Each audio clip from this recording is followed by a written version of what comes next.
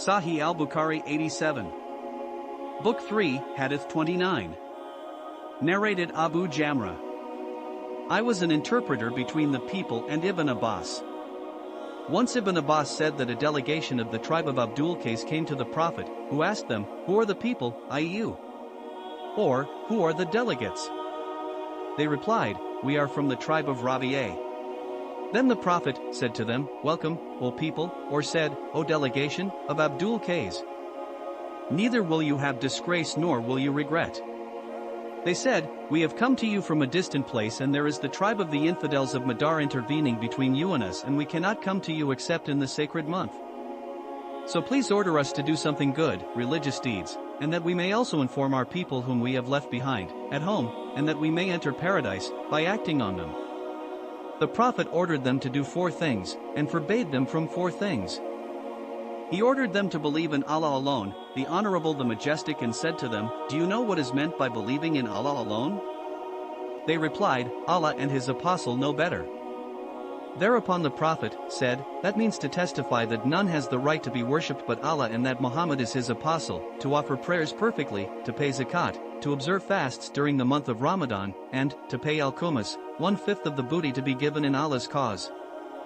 Then he forbade them 4 things, namely ad-duba, hantam, musafat, and nakar or makayyar. These were the names of pots in which alcoholic drinks used to be prepared. The Prophet further said, "Memorize them, these instructions, and tell them to the people whom you have left behind." Sahih al-Bukhari 88. Book 3, Hadith 30. Narrated Abdullah bin Abi Mulaika. Uqba bin al-Harith said that he had married the daughter of Abi Ihab bin Aziz. Later on a woman came to him and said, "I have suckled, nursed, Uqba and the woman whom he married, his wife, at my breast." Uqba said to her, "Neither I knew that you have suckled, nursed, me nor did you tell me." Then he rode over to see Allah's messenger, at Medina, and asked him about it. Allah's messenger said, "How can you keep her as a wife when it has been said, that she is your foster sister?" Then Uqba divorced her, and she married another man. Sahih al-Bukhari 89. Book 3, Hadith 31. Narrated Umar.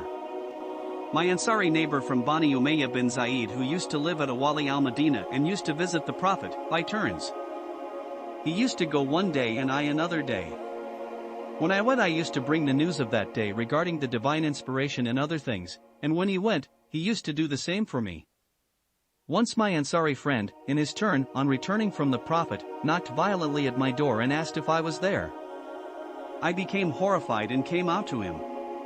He said, "Today a great thing has happened." I then went to Hafsa and saw her weeping. I asked her, "Did Allah's messenger divorce you all?" She replied, "I do not know."